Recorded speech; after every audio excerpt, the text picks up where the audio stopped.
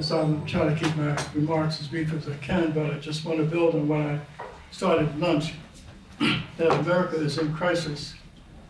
And I think the best description of it came from Bishop Sheen. Over 50 years ago, he predicted what was going to happen today.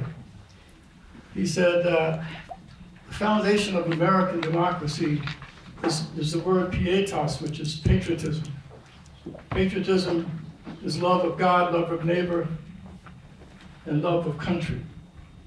That anytime any one of those is compromised, then the country's in peril. But he also said that the national symbol for America is the eagle, and it nests high in the crevices of the mountain. And when an eagle gets to a certain age, it takes the feathers out of the nest and pushes the eaglet down, and it falls towards earth. But just before it crashes, the mother grabs it and takes it back up to the top. And she continues this until the bird learns to fly. I think this is what God is doing to this country.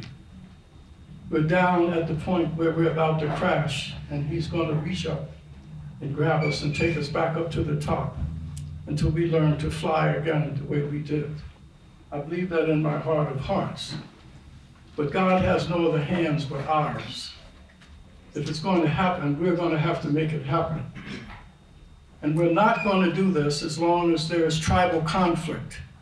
Because there are people who are deliberately trying to destroy this country by using the experience of Black Americans with slavery and Jim Crow to make a statement that condemns this nation to be forever racist, with every white person as an oppressor and every Black person a victim. I don't know how you build anything by tearing things down. And so one of the myths that I try to debunk from those who are trying to tear this country apart is that the problems facing Black America today, of the out-of-wedlock births at 70%, the violent crime, more Blacks are killing other Blacks in 1 year than was hanged by the Klan in 40 years. I call them self-hate crimes. And so, out-of-wedlock births, all of these problems, the people who are trying to destroy this country try to falsely comment that it is a legacy of slavery and Jim Crow. Well, what we did at the Woodson Center is chronicle that and disprove it. And as I said in my address, in our essays, we talked about how marriage flourished after slavery, that there were institutions within the Black community that came up and addressed every problem that we had. So we didn't need the government, all we needed to do. But the civil rights movement sought to open the doors of opportunity so that we can be judged by the content of our character, not the color of our skin. And once that was achieved, I don't think some people could pass that character test. So they wanted to switch it back to identity and say we should be defined by our identity or our sexual orientation, everything but our character. Maybe they couldn't meet the character test. But the solution is not to just to engage in debate and argument. We must demonstrate to the country that the values of the founders have the consequence of improving the quality of the life of people. So there are examples that exist throughout history that we chronicled in our book, where when whites were at their worst, Blacks were at their best. Only 10% of slaves could read after slavery. In less than 50 years, that number increased to 70%, not because of what government did or what white people did, it's what Black folks did through their own institutions. They have Sabbath schools that we taught. We closed the education gap between 1920 and 1940 in the South by establishing 5,000 Rosenwald Booker T schools. We have 5 high schools in the North and in the South that had used textbooks, crumbling buildings, and half the budgets of white schools, and every one of those schools out-tested the white schools in their cities during 1920 in the depths of segregation. But today, those same schools, children are graduating of the 13 schools in Baltimore. Not a single child could read at grade level. So obviously, racism and Jim Crow didn't prevent blacks from achieving against the odds in the midst of slavery. So how can you contend that conditions are worse today than they were back then? So what we must do then is embrace an agenda that is positive. That what government did in the 60s is destroy the family. It was almost dollars for dads. And it disrupted that family. That's why we have the headlock. We don't have a race problem, we have a grace problem. And the answer is to address the moral and spiritual freefall that is destroying our communities. And it's destroying not just black children. According to a Harvard study, that the highest percentage the cause of death for blacks is homicide. And in Silicon Valley, where there are two-parent households with an average of $190,000, the suicide rate among teens is 6 times the national average. Among Appalachian whites is prescription drugs. I was invited by Senator Lee 5 years ago to come to this city, where I met with 40 parents who lost their children to suicide. So the only way we're going to address this crisis is we can't do it as long as we have to look suspiciously at each other through the lens of race. But we must come together to find out about this hole that's in the hearts of our children that causes them to devalue their life to the point where they want to take yours, take someone else's, or take their own. It's different sides of the same coin. You cannot say to a white mother in Silicon Valley that her challenge is she's privileged, or say to a mother in urban centers that her problem is injustice and white oppression. No, we must address that moral and spiritual thirst that is in the hearts of our children, and it can only be done by people who are moral mentors and character coaches. And our grassroots leaders are moral mentors and character coaches. But let me give you an example of what a solution looks like. In terms of a real life solution today, that will set the tone. About the family, the destruction of the family. You can learn a lot from studying animals. All of you should look at on YouTube about Kruger National Park. About 25 years ago, they were overrun with baby elephants. So they took these baby elephants and trucked them way back in the jungle. And after 20 years, they were getting reports from the villagers that these teenage elephants were destroying villages and killing white rhinos. They were not acting like elephants. So they put cameras up, and they saw they had become a gang. But what they did was reintroduce 2 bull elephants into the family. And within 1 week, there was peace established. It was parental oversight. We did the same thing in Benning Terrace 25 years ago, in Washington, D.C. 53 murders in a 5 square block area because of warring factions. We took 5 bull elephants, ex-offenders like Ron and others, who are moral mentors, and they went into that community where this killing and identified 16 young people who were creating the problem, brought them to my office where we had a meal waiting for them. They said no one ever asked us to be peaceful.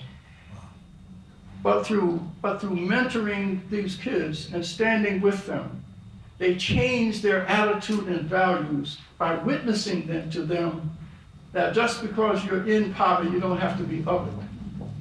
And as a consequence, these young men who were predators became ambassadors of peace, and they became coaches to the kids, because we tell them that if we help you, you have to give something in return for what's been done. And when you give young people a moral responsibility for other young kids, we went from 53 murders down to 0 for 12 years. We documented this. Final example of where solutions exist. There was a community in Detroit called Pilgrim Village, where Pastor Lee Earl moved into his church. And there were 50 houses that were boarded up, and drug dealers were running in and out of it. Well, he took the resources of his church and he purchased these houses to renovate them. But he couldn't get bank financing to fix them up because the insurance company were redlining him, and so did the banks because he didn't have insurance. Now, if you're looking at it through the lens of protests, you lead demonstrations outside of Allstate and the Detroit National Bank. What we did, by contrast, is go to the insurance company and said, the reason you redlined in this whole neighborhood is because you cannot make individual character decisions about people there. Come and join me to meet Pastor Earl. And they spent a day seeing people who are being trained for home ownership. That the construction crews included ex-offenders who were working in the construction of the buildings. When they saw how the pastor was addressing their concerns, they said, we have 5 more issues, risk factors.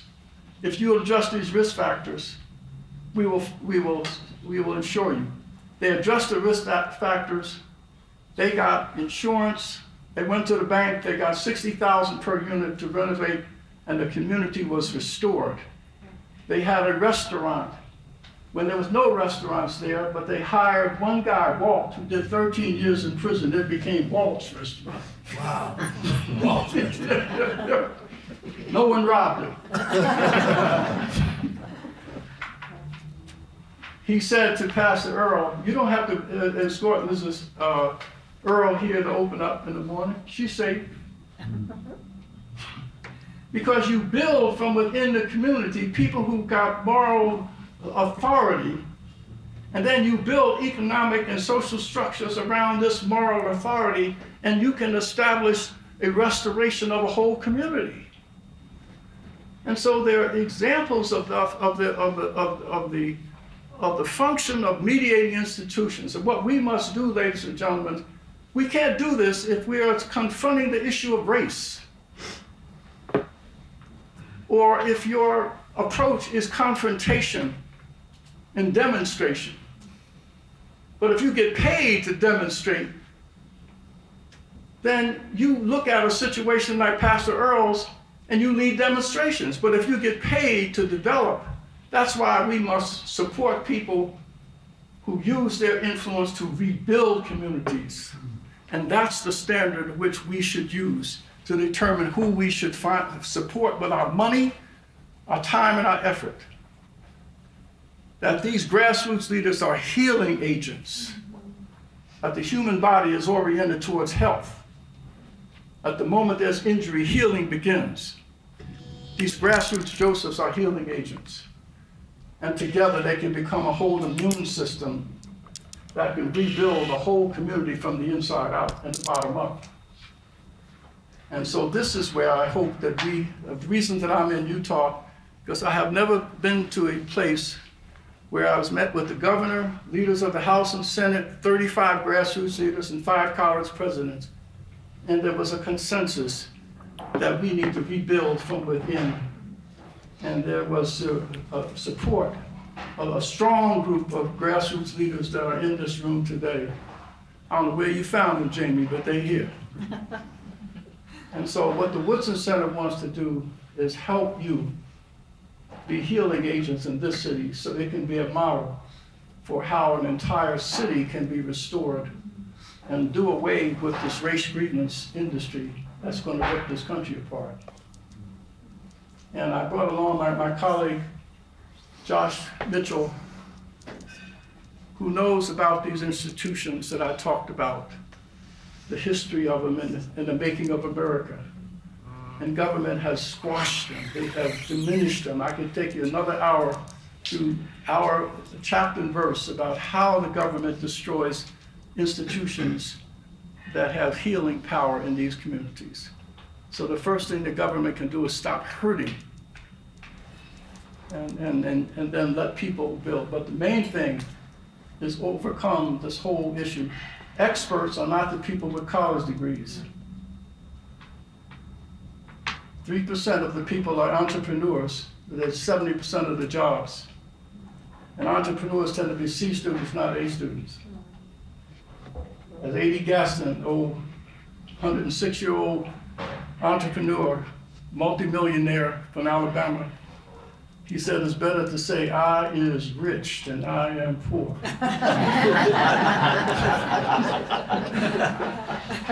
There's a lot of people who don't say ain't eating.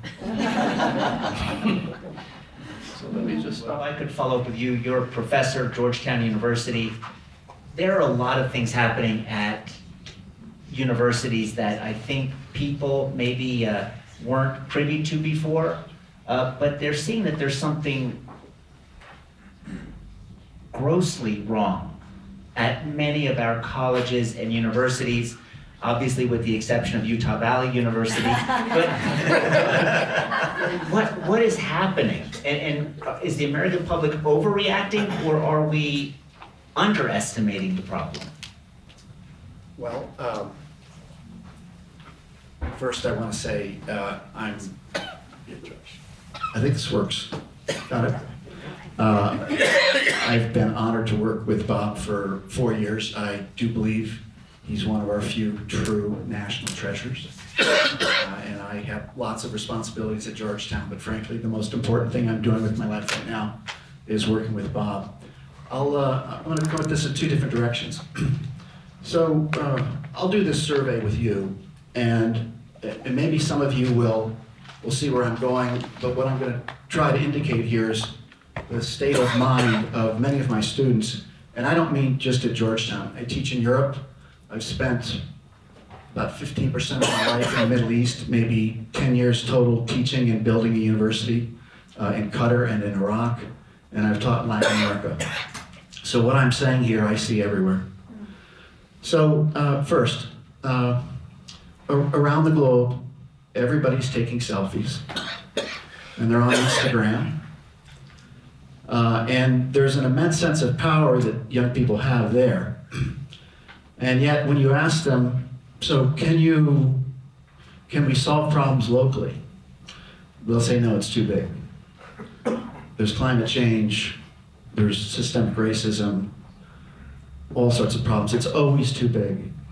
And what I see in my students is this strange paradox, which was captured by an author 180 years ago. He said, this is about Alexis de Tocqueville, the great prophet of American democracy. He said, I see a day coming when Americans will see themselves as greater than kings and less than men. What he's describing is manic depression.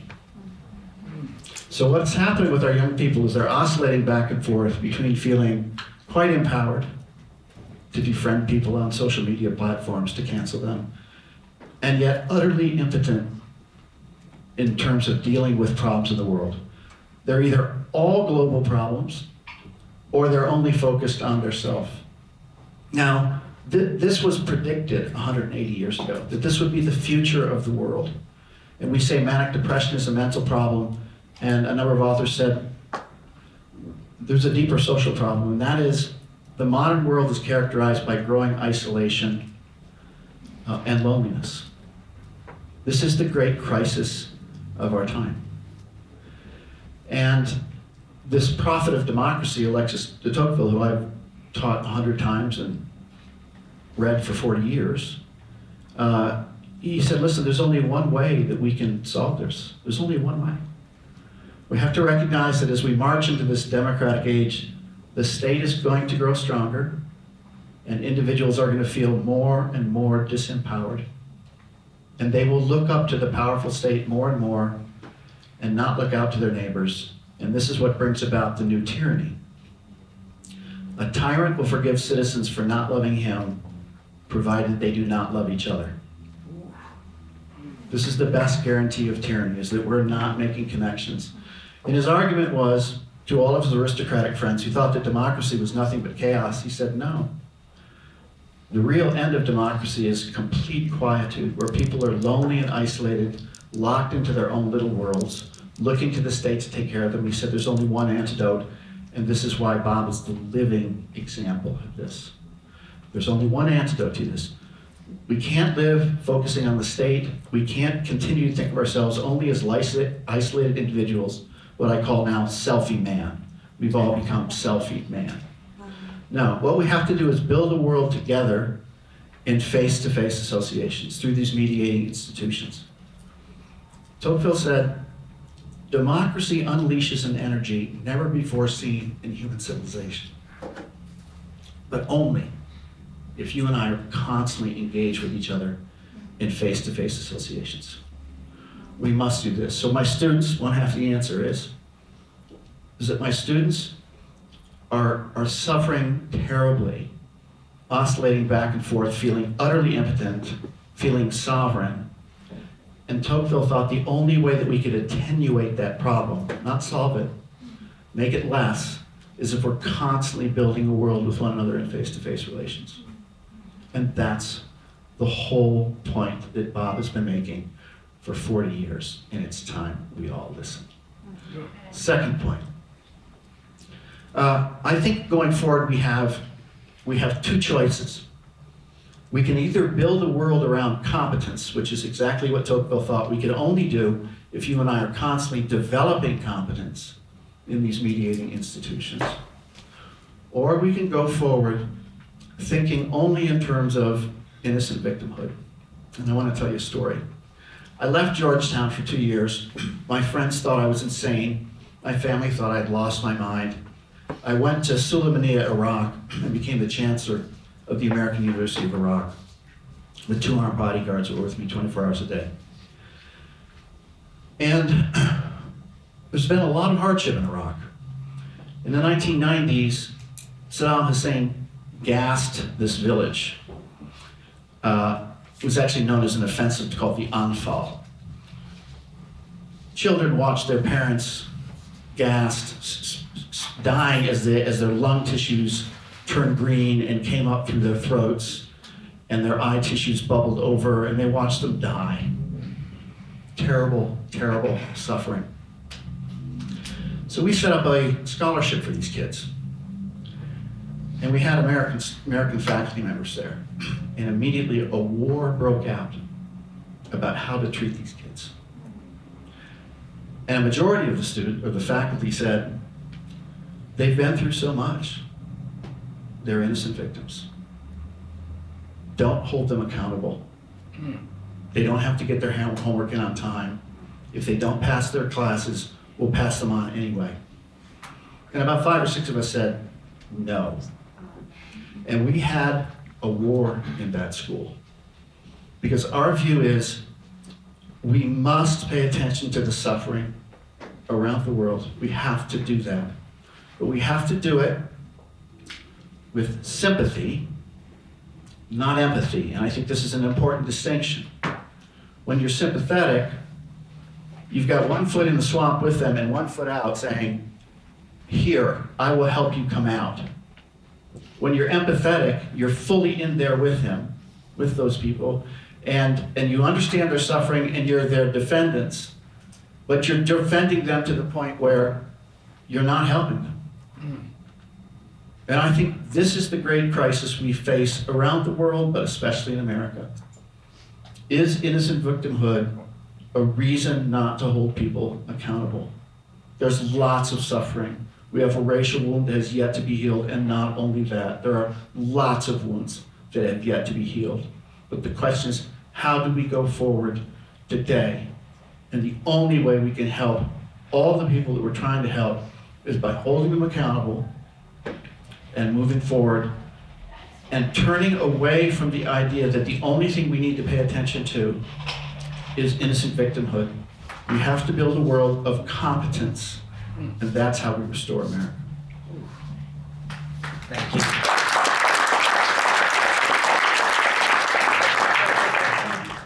And Joshua, you had a follow-up point you wanted to make?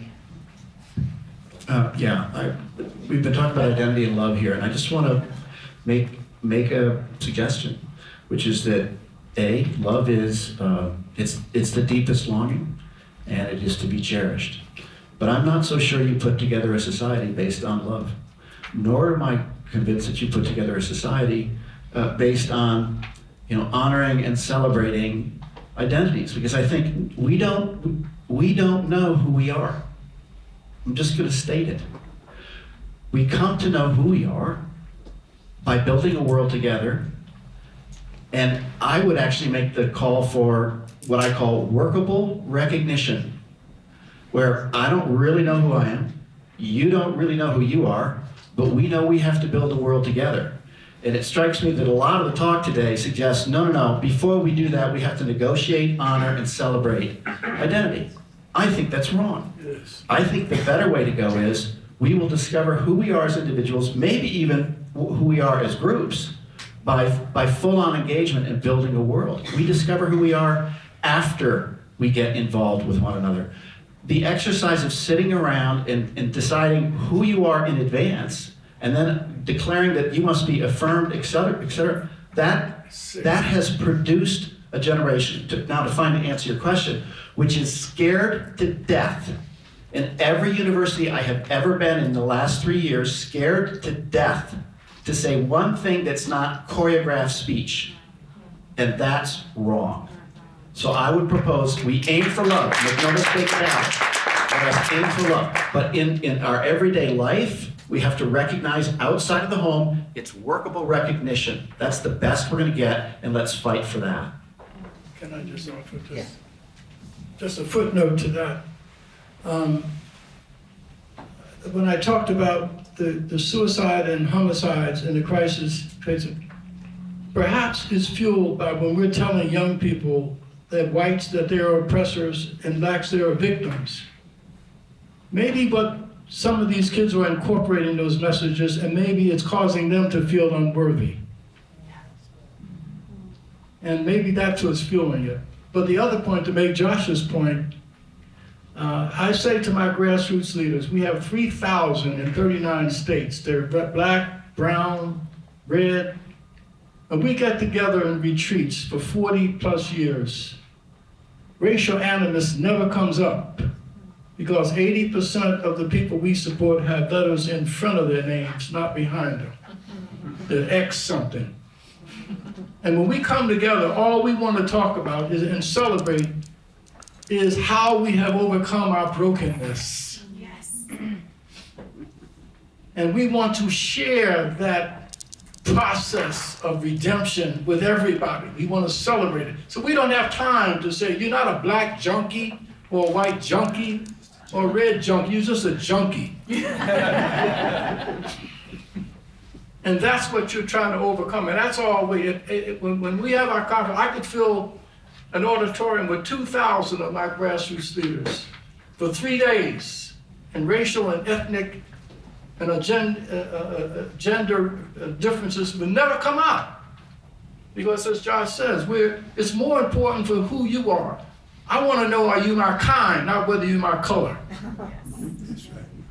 And that's the basis upon which I want to have a relationship. Are you my kind? Do we share values? Do we respect one another? Do we understand the importance of forgiveness? That's where we ought to be coming together. And that's why I don't come to universities very often, because I don't understand these kids are scared to death when I speak. They just sit looking around to make sure no one's noticing them.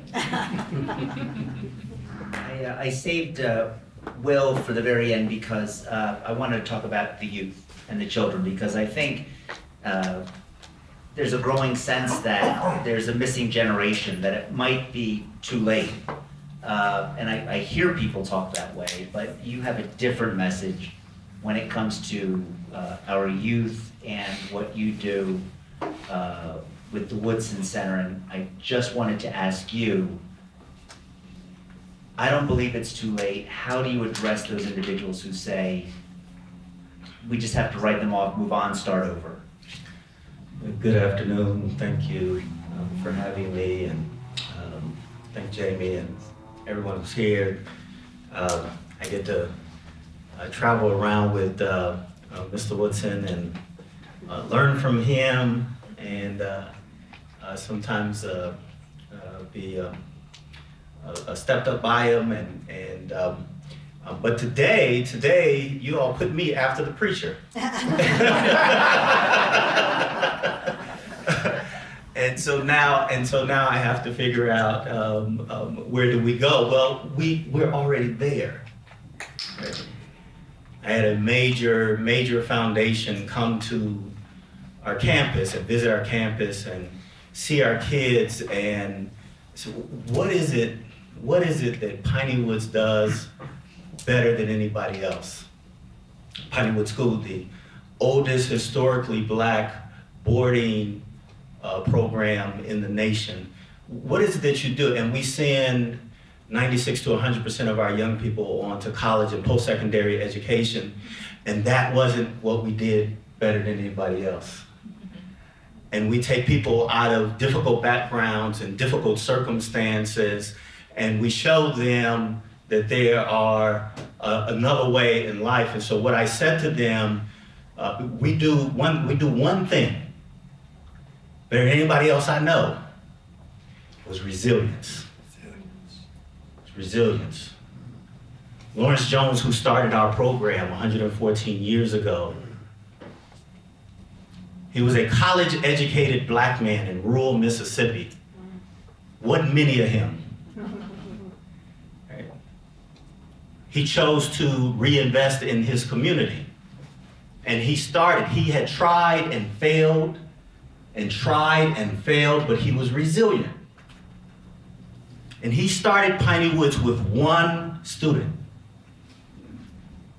As he was sitting on a fallen log, teaching one young man how to read. The young man was inspired and he came back. He said, come back next day, same place, same time. He came back and he brought a friend with him. And literally each one brought one. And over time, they had enough for a class, and over time, they had enough for a school. Lawrence Jones, at the time, he had virtually run out of money. So he'd been trying to start this program, and he didn't know what to do. And he had to his name some newspapers, some shirts that he could change into $1.65 and a Bible. And those became the foundation of Piney Woods School. In the early days, we would use fallen logs and we'd cut them in half. And the kids would lean over a fallen log as their desk because we couldn't afford desks to read. And they knew that we were a school of faith, and so people would come and visit. And one woman came and visited. She saw everybody kneeling in front of these fallen logs. She thought it was prayer time. And she discovered, no, we were using what we had in our community to resolve an issue in our community. That community was over 85%. This is not Black illiteracy, illiterate. All members of that, over 85% illiterate. And Lawrence Jones, a Black college-educated man, thought he could bring something to that. The first year after a facility was donated, a log cabin was donated, 40 acres of land were donated, a gentleman in the community donated lumber, and we began to build a building, and a tornado came through, and it was gone. We have since endured 6 tornadoes at Piney Woods School. And each time we rebuild. And each time we refuse to give up. The Piney Woods School story is important to me because it is my story. I was born on the south side of Chicago in one of the worst neighborhoods of Chicago, a neighborhood called Inglewood. I believe it was 2018, Inglewood had the highest murder rate in the city of Chicago. Chicago had the highest murder rate in the country. We would move trying to find a better place. My mother would move us around again and again. And so between kindergarten and the 7th grade, I changed schools at least 7 times. And in the 7th grade, I could not get to school without being recruited by a gang. And I had an opportunity to accept a scholarship from Piney Woods School in Piney Woods, Mississippi. It was an experience that changed my life. And so I left that and I went to college. And the interesting thing about college, as Mr. Williams said, when you get folks together, we're not sitting around talking about race. So we don't do that at Piney Woods, right?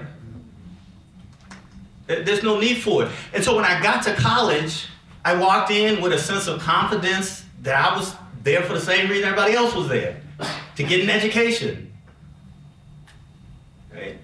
And I pursued that, and I did well there, and I practiced law, clerked for federal judges, worked for governors, and worked for the President of the United States. I had a chance to go back to Piney Woods, and I could not think of a better way to use my time than reinvesting in the community that birthed me. And so how do we heal our communities? It starts with us. Josh mentioned we got to have some face-to-face time, and we challenge our young people. They don't like it when they first come, but you can bring a phone to our campus, but you have to leave it in your room. All of our young people live on site. And what does that do? That forces our young people to talk to people.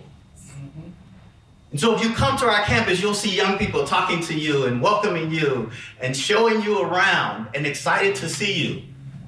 And Bob sent somebody to our campus to do a video, and he said, I've never been to a place where the kids are the ones who are engaging. And he said, I had my phone, nobody else had their phone. I kept feeling like I gotta put mine away.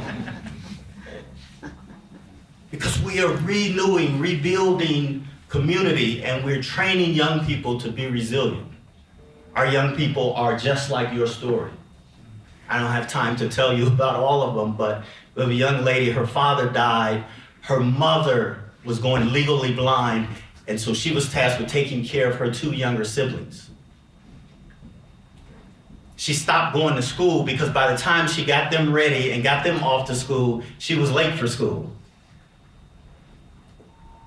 She eventually came to Piney Woods, and we got her a college scholarship when she left us. And I could keep going down the line. We had a young man came from Chicago. You ask about holding kids accountable, we hold them responsible.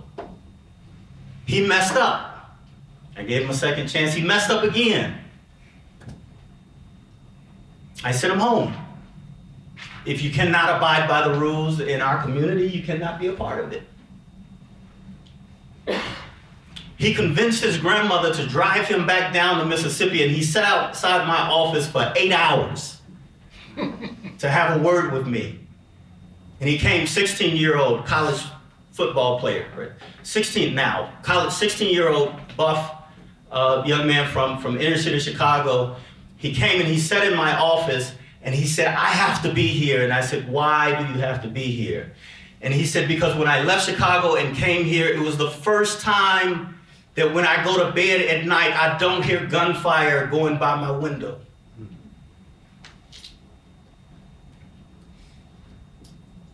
And so we create these opportunities for our young people. Whatever they might encounter as they go through life, that they can be resilient and that they can power through it. But then we send them back to invest in their own community. And so Bob Woodson sent a young lady to Piney Woods about 23 years ago. And she had come, she wouldn't mind me saying, she had come from a rough environment where her mom had a drug problem. And Bob and his family had taken care of her. He sent her to Piney Woods, and she did well at Piney Woods. She went to college. She is now back in Washington, D.C., investing in her community. She's teaching in Washington, D.C. She's bought a house. Mm-hmm. And it's typical of what we do and how do we reinvest in our communities? How do we heal our communities? It comes through our service to one another. That's what we do at Piney Woods School. We believe that what we do is, last point, the most distinguishing factor of Piney Woods is the values that we hold. It's the values that we hold. You want to see what those values are? Go to the Woodson Center website and look at their values. Wow. Thank you.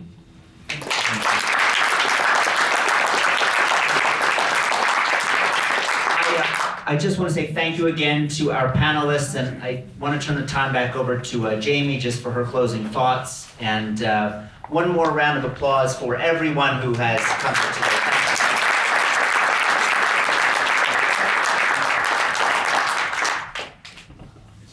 While Jamie's coming up, I just want to just say this 2 minutes. From what you heard, this has been very inspiring to me. But the two things we have to do. When Jesus was going to the house of Cyrus to attend to her daughter who was dying, they said she was dead. And when he got there, there were mourners there that they paid, and all the people telling Jesus, why are you going there? She's dead, and all of that. And the first thing Jesus did is get naysayers away from her. He said, get these people away from me. You got to do the same. Criticism is good. Cynicism is lethal. So when people just keep getting you bad, so just keep them away from you. Sometimes you just need them. The other thing that I want to say is that when Frederick Douglass said the worst time on the plantation was at Christmas because the slave master gave the slaves off from Christmas to New Year's. But he wanted the slaves to define freedom by self-indulgence, so he gave them free rum and encouraged them to drink. In fact, he had competition between which slave from which plantation could outdrink the other. And some of them succumbed to that. But Frederick Douglass said, but then there are others responded to that by taking that time and visiting families. Others took the time to work, to earn money, to buy their freedom. The same circumstance, different response based upon the values that they brought to them. So you're never defined by what someone do. And as Jamie and some others said, is that slaveholders looked at blacks as property. Those who are trying to destroy them and look at blacks as pawns. And we have to take that away from them and surround ourselves with people like this. And we can take back this nation, but it's only going to come from the bottom up.